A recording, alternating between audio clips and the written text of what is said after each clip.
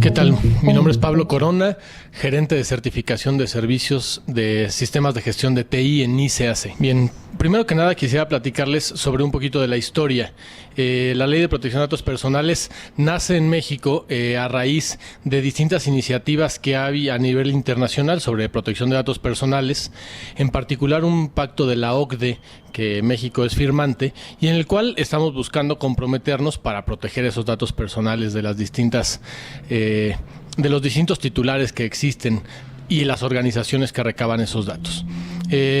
A raíz de esto, en México en 2010 se publicó la Ley Federal de Protección de Datos Personales en posesión de los particulares.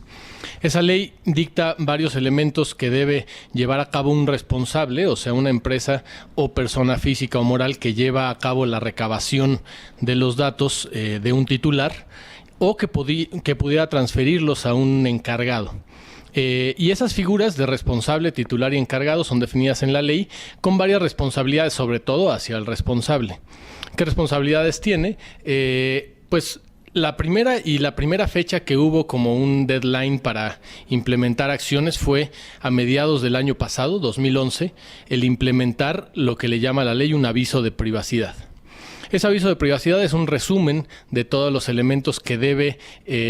poner a disposición el responsable para que el encargado sepa para qué van a hacer uso sus datos y algunos otros elementos. En resumen son quién es el titular, quién es el responsable que llevará a cabo la recabación de estos datos. Número 2, ¿para qué quiere esos datos? Número 3, ¿qué va a hacer con ellos? Y entonces ahí llevamos la identificación, las transferencias también, con quién podría compartirlos y cómo va a hacer uso de los derechos ARCO. Identificación, transferencias, tratamientos y finalidades. Entonces, esos 4 elementos van a ser cómo se va a poder llevar a cabo la protección de datos. El último, que es uno de los más importantes, el de los derechos ARCO, es el derecho que tenemos todos nosotros, los titulares de nuestros datos personales, a poder saber qué datos personales tiene alguien de nosotros, o sea, el acceso, rectificarlos, cancelarlos u oponernos a que haya ciertos tratamientos de esos datos. Básicamente eso es lo que marca la ley y con ello que existan algunos controles para garantizar la privacidad y la seguridad de estos datos. Los principales problemas a los que se enfrenta y que busca corregir esta ley son el mal uso de las bases de datos. Todos sabemos desde bases de datos grandísimas como la del IFE, que hace algunos años, hace como 3 años, terminó literalmente en Tepito, siendo vendida por algunas personas a particulares que empezaron a comercializar con ella, obviamente por todos lados. Bases de datos como la del RENAUT, la del Registro Único de Usuarios de Telefonía, que recientemente, esta semana, se publicó una solicitud del IFAI para eliminar ese registro y que toda evidencia que exista de él sea eliminada porque se declaró que es infuncional y que no tenía una finalidad proporcional para su existencia. Hasta algunos otros males usos que todos hemos sufrido. Por ejemplo, la publicidad no solicitada, que nos estén contactando para vendernos o para ofrecernos servicios que no necesitamos o que no queremos, o simplemente porque en algún momento dimos nuestros datos a alguien que sí nos interesaba que nos contactara o nos enviara información y que eventualmente ya en este momento no nos interesa que sigan mandando y por lo tanto queremos ya sea oponernos a ciertos tratamientos, que la oposición se trata de decir sí me interesa que tengas mis datos, pero quiero que solamente hagas uso de ellos para ciertas finalidades o que de plano los borres y sea una cancelación. Los principales retos que se enfrentan para tener control sobre los datos personales y sobre la información giran alrededor de cómo se garantiza y, como dice el nombre de la ley, cómo se protegen estos datos. El reglamento que fue publicado recientemente, en diciembre del año pasado, establece que deben existir controles de seguridad. Esos controles de seguridad, que los separa en controles ya sea físicos, administrativos o tecnológicos, son elementos que debe establecer el responsable para proteger los datos. y que pueden ir desde acuerdos de confidencialidad con los empleados, cláusulas de confidencialidad o de no disclosión de los datos con clientes o proveedores, hasta controles tecnológicos como controles biométricos de acceso, cifrado de archivos, contraseñas, etcétera, en elementos tecnológicos, o algunos otros elementos físicos como bóvedas de seguridad, ficheros con llave o hasta lockers, ¿no? O sea, al final, ¿qué elementos administrativos, físicos o tecnológicos se pueden implementar para proteger esos datos? Y que hoy día es el mayor reto. ¿Cómo identificamos cuáles son los riesgos a los que están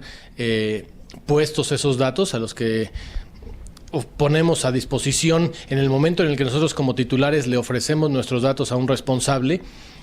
A qué riesgo están sujetos y cómo los van a proteger. Ese es yo creo que el mayor riesgo que existe actualmente y el mayor reto, el de implementar controles que permitan establecer acciones efectivas y que sean posibles de medir. Bien, NICE está poniendo a disposición de los responsables que están buscando proteger los datos personales una herramienta que es una norma internacional. La ley y el reglamento mencionan en varios puntos que los responsables podrán demostrar cumplimiento de las obligaciones que tienen esta ley y el reglamento a través de varios elementos, y uno de ellos es el cumplimiento de estándares y normas internacionales. Entonces, la norma internacional ISO 27001 establece los controles para llevar a cabo un sistema de gestión de seguridad de la información, que en este caso pudiera ser un sistema de gestión de seguridad de la información enfocado a la protección de datos personales. Y en él se detallan 133 puntos de control que pudiera considerar una empresa elegir los 133 o un subconjunto de ellos para proteger los datos personales y proteger al fin la información que está recabada y los repositorios en donde están almacenados estos datos personales. A través de esta herramienta creemos que pudiera haber no solamente una forma de implantar esos controles, que ya no necesita inventar el hilo negro la organización, ya hay una referencia de los controles. Número 2, hay un esquema de auditorías en donde un ente ajeno, en este caso NICE, estaría vigilando el cumplimiento de estos controles y el cumplimiento de todo un estándar de gestión para que se lleven a cabo la documentación, la ejecución, la revisión y los controles necesarios para que los datos estén protegidos en todo momento. Y con ello la gente pueda estar como responsables de la protección de datos tranquilos de que hacen las cosas y de que en el momento en el que pudiera haber una desviación existen mecanismos que deberán corregirlo de manera inmediata o lo más pronto posible. El proceso para implementar un sistema de protección de datos personales va a depender mucho del tamaño de la organización. Las organizaciones pequeñas muy probablemente no tengan que implementar 133 controles, escogerán un subconjunto de ellos y posiblemente una implementación para estas empresas sea corta y en 2-3 meses puedan implementar ya algunos elementos, empezando por un análisis de las fuentes de los datos personales, saber para qué finalidades van a llevar a cabo y qué transferencias pudieran hacer de estos datos a otras organizaciones, cuáles van a ser los tratamientos y los privilegios de los empleados de la organización para hacer uso de esos datos personales directamente relacionados con las finalidades que el titular aprobó en el aviso de privacidad que se puso a disposición. Entonces, pudiera ser muy corto, como 2 meses para una organización pequeña, 3 meses, y las organizaciones grandes que obviamente tendrán que implementar un número de controles mucho mayores, ya sea porque recaban datos sensibles. La ley establece que existen 2 tipos de datos, los que permiten identificar a la persona y los que son sensibles, que por su naturaleza pudieran llevar a la discriminación o poner en riesgo a la persona, como datos patrimoniales o financieros, o sensibles como los datos de preferencias sexuales o sociales, políticas. Y entonces, si hay datos sensibles, los controles tendrán que ser mucho mayores. Y algunas organizaciones, de hecho, preferirán dejar de recabar y eliminar los datos que sean sensibles porque a lo mejor no tienen ningún uso para ellos. Bueno, creo que el principal beneficio, ya que es una ley y hay un reglamento detrás, es no tener sanciones. Básicamente estar tranquilo de que cumplimos con la ley y por lo tanto no seremos sujetos a una sanción en caso de que haya una revisión y pudiera hasta darse una queja de un titular porque no estamos cumpliendo los derechos ARCO. Entonces, si tenemos un sistema de gestión, estableceremos mecanismos que, si no se cumplieron los derechos ARCO de primera instancia, se puedan mejorar inmediatamente a través de un sistema de gestión interno. Entonces, creo que el principal beneficio es estar tranquilos. Y el segundo es saber que los datos personales que tenemos de los particulares van a estar protegidos a través de un sistema de seguridad que tiene distintos controles que son planeados, revisados, ejecutados y controlados por la organización y aparte supervisados por un ente de certificación, en este caso el esquema de ISO 27000 que mencionaba hace un momento, que permitan regresar al primer punto, estar tranquilos de que la información está bien resguardada. Los pasos para llevar a cabo esta implementación, primero serían establecer un análisis interno de cuáles son los datos personales que tenemos y las finalidades, tratamientos y transferencias que pudiéramos hacer. Con ello, lo siguiente sería continuar con una autoevaluación comparándonos contra estos controles que establece la norma ISO 27000, que pudiera llevar más o menos una semana una autoevaluación de qué controles tenemos implementados. Difícilmente una organización empieza de cero. Todos ya tienen convenios con proveedores, tienen cláusulas de confidencialidad en la mayoría de los contratos con clientes, tienen algunos controles de seguridad, desde una llave para cerrar un locker o cerrar un cajón, hasta sistemas de protección en las computadoras con passwords para prenderla. Entonces, no empezamos de cero, habría que analizar qué controles ya llevamos a cabo y después de ello contactar a un experto que los ayude a implementar estos controles, o si internamente en la organización existe un experto, implementar estos controles, supervisarlos, que se lleven a cabo y que se generen los registros, para que al final, ahora sí, pudieran contactar directamente con NICE para que lleven a cabo un proceso de certificación que al final debería ser como la cereza en el pastel, solamente tener un diploma, un papel que diga que estás cumpliendo, pero no solamente por el papel mismo, sino porque sabes que atrás de ello hay todo un sistema de gestión que hace que estés cumpliendo. Para la difusión de la información con respecto a la ley de protección y su cumplimiento, hay varios entes comprometidos, algunos de manera obligatoria, en este caso la Secretaría de Economía y el IFAI,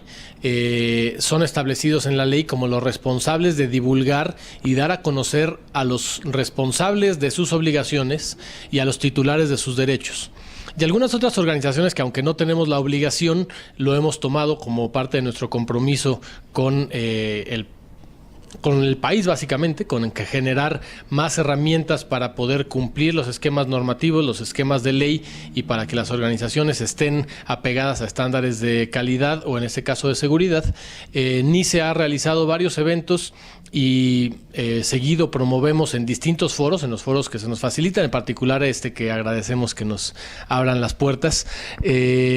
¿Cuáles son las obligaciones y los derechos que tienen los titulares? Hace poco también hicimos algún evento en donde gente del IFAI y Secretaría de Economía nos estuvo acompañando, y creemos que si bien aún falta mucho por hacer, cada vez hay más cultura y la gente está siendo más consciente de estas responsabilidades que tienen los responsables o de los derechos que tenemos los titulares. En cuanto a fechas pendientes, les mencionaba que la primera fecha y que ya está vencida fue a mediados del año pasado y era publicar un aviso de privacidad. La segunda fecha, y que también ya está vencida, fue a principios de este año, el 6 de enero, que todo mundo debió haber implantado un mecanismo para atender los derechos ARCO. Le hemos llamado de manera informal una ventanilla de atención a derechos ARCO, que no forzosamente es una ventanilla física, ¿no? Puede ser una ventanilla electrónica, un sistema, un teléfono, un correo electrónico. Y las siguientes fechas que están es que a mediados de este año se necesitan tener implementados ya un análisis de los riesgos y de la brecha que existe entre los controles que necesitamos implantar y cuáles ya tenemos implantados, para tener un plan de trabajo listo. Si bien la ley y el reglamento prevén que no todo mundo va a poder implementar los controles de un día a otro,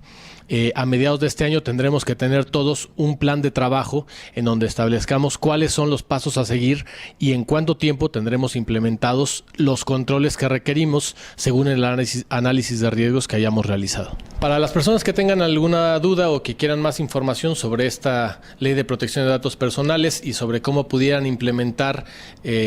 a través de ISO 27000 un sistema de gestión para proteger esos datos personales, pongo a su disposición mi correo electrónico, que es pcoronaf@nice.org.mx, nuestra página web, que es www.nice.org.mx, los que utilicen Twitter en las redes sociales, @nice_ac, y mi Twitter personal, que es pcoronaf.